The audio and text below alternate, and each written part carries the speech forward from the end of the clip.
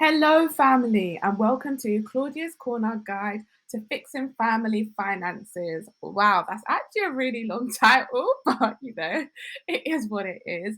And as you know, Claudia's Corner is all about family, lifestyle, and straight facts. Straight facts. That is the truth because I'm fed up of all of this rubbish going around, and you think, oh, yeah, I can do it. And it actually is not achievable. I'm not here for any of that. I'm going to give it to you as is, tell you what is actually achievable so that when you hit those goals and those milestones, you're actually proud of yourself because it makes such a big difference. Let's get going. So, what is in this guide? I'm going to give you an introduction to myself, a bit of my background. We're going to cover debt, savings, tips and tricks, how to budget, and then it's a wrap. So I'm going to keep it short and sweet because I want this to be like a really great session for you to get as much knowledge as possible into a short time frame for you to go away and think about it and then make a plan. I'm not here to take up your time at all. So let's get into it. Here's the introduction. That's me, your good friend Claudia with her friend's plant looking cute.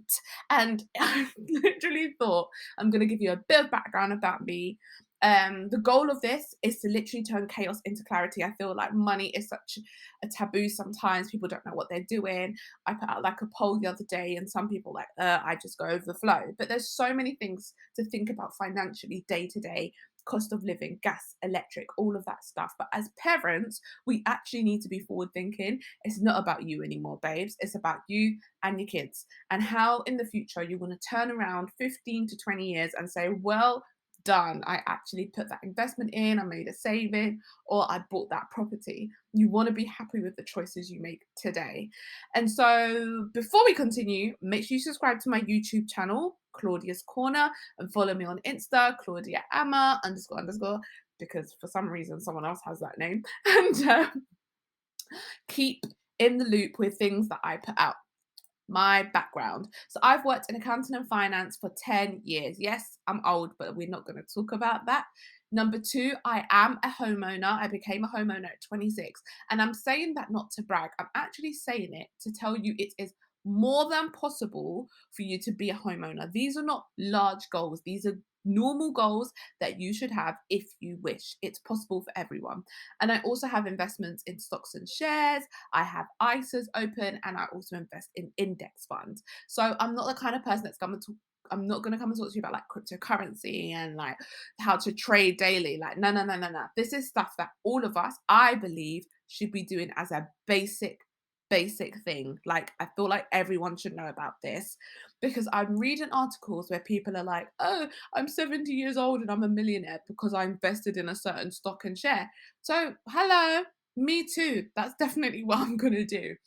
I want you to think about how do you feel about when you talk about money, how do you feel? How do you feel about investment, savings, debt? Do you feel like you don't have enough information, that you're not open to talk about it? I'm quite open to say, what are the salary bandings? What are your saving bandings? How much saving do you have? I know it's quite a sensitive topic, but you actually need to be honest with yourself. Even if you're not going to talk about it with someone else, you need to talk about it with yourself. Sit down and write it down and get real. What are your future financial goals? So, we're going to have a little exercise right now. Write down all of your debt. We are going to face our finances debt today, right now. If you need to pause this recording, then please do. But I want you to write down your car debt. If you pay monthly for that, I want you to write down your mortgage if you've got one already. If you have a overdraft, write that down. If you have 3 credit cards, yes, I know you'd be doing balance transfers, but if you have a credit card, write it down.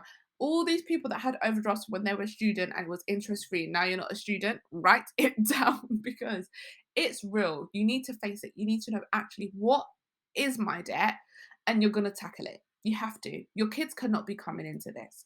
So, different types of debt. So, I have written out here just a quick overview, basic like words of what the different debts are. You can once again pause it and have a read yourself, but just going to speak through quickly. You have an overdraft. This is a loan provided by the bank. Most banks do offer it, and the reason why they do is because they make money off of you from it. The moment you go into your overdraft, if over the agreed amount, they can charge you interest. And that interest is how the bank makes money. So it's not for you, it's not in favor of you. Credit card. Credit card is a type of money that you do not have. It's not your money, it's the bank's money. So when you go and spend money on the credit card, you better watch yourself.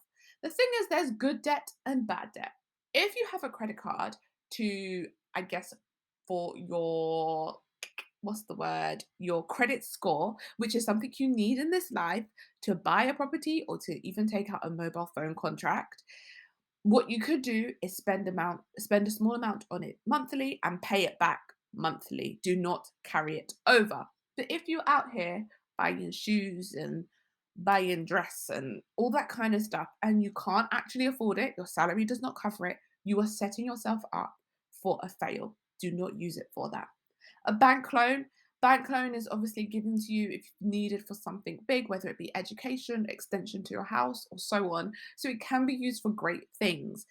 The issue is you have to make sure that you pay that back. Once again, the bank will charge you interest on it, and you don't want to shoot yourself in the foot. You don't want to, I guess, give yourself a bad start.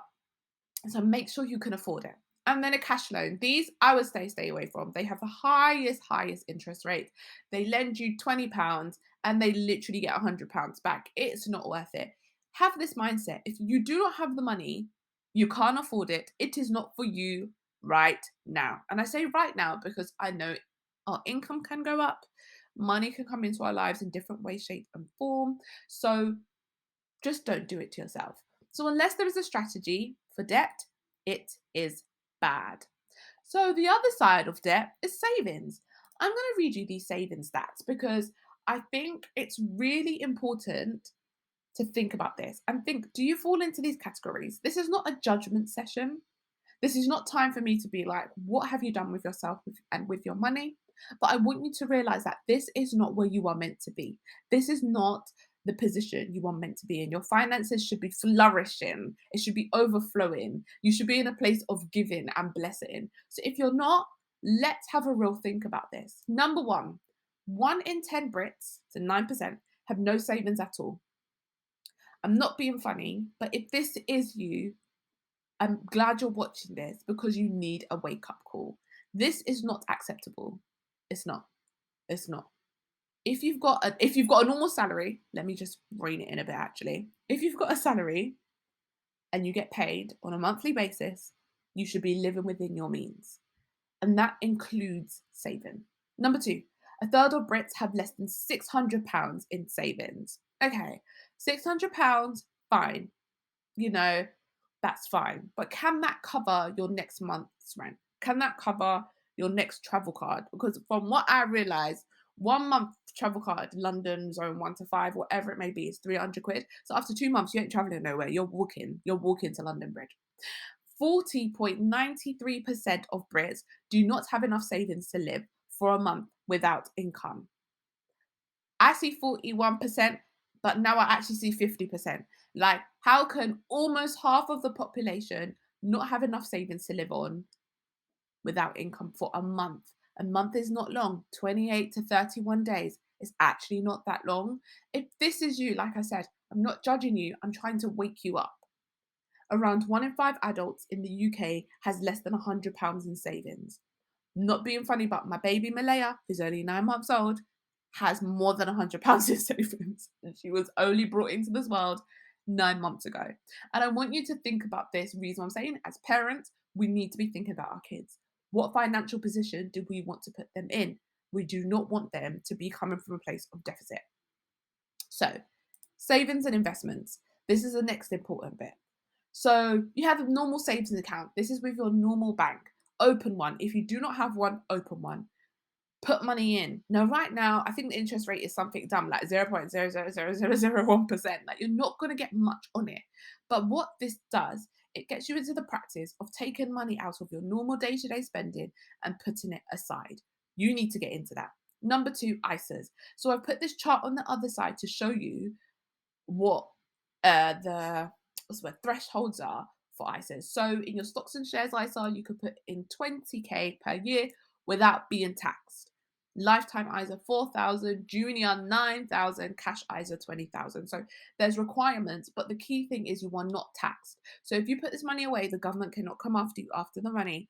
That is money sitting there that you could do what you want with, and you get interest on that. Emergency cash. You need an emergency cash pot. I don't care what you have to say about, oh, I don't have money here, I don't have money there. Rainy days always come. They always come. And because they do, who is going to save you? No one. You have to save yourself. So put money away so that if you were to lose your job tomorrow, you are not now in a horrible predicament. Stocks and shares. Stock, that's meant to say stock, consists of all of the shares into which ownership of a corporation or company is divided. So think of a company as a pie, then you cut that pie into pieces, and then you take a slice or two. That is a stock or that is a share that you now own of that pie. And that is how people make money. So if you buy a slice of that pie for £2, but then 10 years later you sell it for 20, you've made 10x. Everyone likes to talk about 10x, but that is technically what it is. And the reason why I'm saying this is basic. It's not as hard as these fancy finance people want to make it seem. Buy a stock or a slice of a pie of Netflix, Apple, your favorite brand. Own something, because in 10, 15 years time, you could turn around and you never know, that could be thousands. Index funds, a type of mutual fund or exchange traded fund that seeks to track the returns of a market index. I'm just going to make this simple. Index funds, like if you've got like a stock market S&P, what's the UK FTSE 100, that's a group of companies. When you've got index fund, you are buying the group, like a slice of the group of the companies, and then it would increase over time, and then you would get your money back from the increase. So it's the same kind of thing, but it's tracked on the market, if that makes sense, rather than just the one company. And tricks, because these are things that I'm saying, like, it is achievable. It doesn't have to be crazy. I'm talking about if your salary is 5K to 500K, these are things that you should apply to your life. Stick to whatever rule you create for yourself. Consistency is key. So make a plan and stick to it. I think a lot of people want to live in this like short-term gratification. It does not work. It does not work. If you say, oh, I'm going to save £1,000 this month, and then you buy a plane ticket somewhere, you have not saved £1,000 this month. And you have to be real with yourself. You need to change your mindset. You have to be like, I've got a goal, I'm going to stick to it. And then let's say you reach your goal, reevaluate when needed. You reach your goal after 12 months, reevaluate, set new goals. That is fine. Also, we are all on social media. Follow social media pages that help you budget, that help you save, that give you more wisdom on these topics. Also, when you want to buy holidays or you want to buy shoes, put that into your budget. I'm not saying don't live a life. I'm saying live within your means and set yourself up for a better future. I've got different action points here where I think actually these are quite simple to start with. 10% every month for savings, 10% every month for investments. It's big enough to make a difference, but small enough not to hurt you. Some people live by a 50-30-20 rule. So 50% of your paycheck should be your needs. So that's your rent or your mortgage, your food and travel, the things that you actually need to survive each day. 30% are your wants. When I say wants, I mean that extra little cake that you buy from Sainsbury's or that little movie ticket that you go to once a month. Those are things that just genuinely make you happy, that if that's the standard of life you're used to living, then it's okay. But it has to stay within that 30%. And then 20% for savings and investments, give or take. And then action 4, plan for everything. Birthday, gifts, nights out, dinners, your friend's hen, the holiday you want to go on. Put it all in your plan, because you are going to do it anyways. And I think people think, oh, I'm not going to go out for a whole month. And before you know it, you're in Nando's. And so you're going to do it. Be realistic with yourself. I already know that I'm like, oh, I don't think I'm going to spend money. And then all of a sudden, I need to get my nails done. Plan for it, because in that way you're being real. And the way that you plan is with a budget. So how to budget? A budget is a plan for the income and expenditure for a household. So money coming in and money going out. Use a template. There are so many templates out there on Excel, on Google, where you literally list your income, whether that be your salary or money from your mum, or if you've got a little side hustle where you sell socks, that's your income, money coming in. Then your expenses are fuel, travel, food, rent, holidays, nails, hair, anything you spend your money on. Coffee. Coffee is a big one for some people. Water. Some people like plastic water bottles rather than using a tap, but that's your business. And all these things, make a list of what comes in and what goes out. Then you really know how much you're spending. Be smart with your goals. Smart, who knows what smart means? Smart means be specific, make them specific, make it measurable, um, make it achievable. So something you know you can achieve, something realistic, something you know that is possible, and timely. These are so key because the worst thing is to say, I'm going to save £1 million next week. Where are you getting the £1 million from? It's actually not possible. That is not a smart goal. And number three, start today. There is no better time than to start now. For example, open that ISA. Go to your bank account, go online and open your ISA, put £10 in. That is it. I think, in fact, everyone should do this after this presentation. Number two, look at Hargreaves and Lansdowne, look at Vanguard, look at all the different index fund trading like platforms. That's quite easy to use. Look into it. Watch a few YouTube videos on it to know how to use it and invest today. I'm telling you, invest for your kids. 15, 20 years down the line, you start now, it will just continue. It'll be part of your natural habits and you'll thank yourself. Start today. I want you to actually message me and tell me what you've done today. Whether it's just to actually go and download a budget template and fill it out, I think you need to put some steps into actions. There's no better time than to start today. And so that is a wrap, guys. That is it. That's how far I'm going to go with this one because, like I said, I wanted to keep it short and simple. I thank you so much for watching. Please find me on Instagram, subscribe to me on YouTube. Let's keep this conversation going. If you have any questions, genuinely, I'm here to answer. If you don't know where to start with the budget, I also have another package where you can buy like this a slot time with me, and we'll actually put a budget together for you. Like I'll do it for you. I'll put in it. We'll talk about every single expenditure, every single income, everything in your life.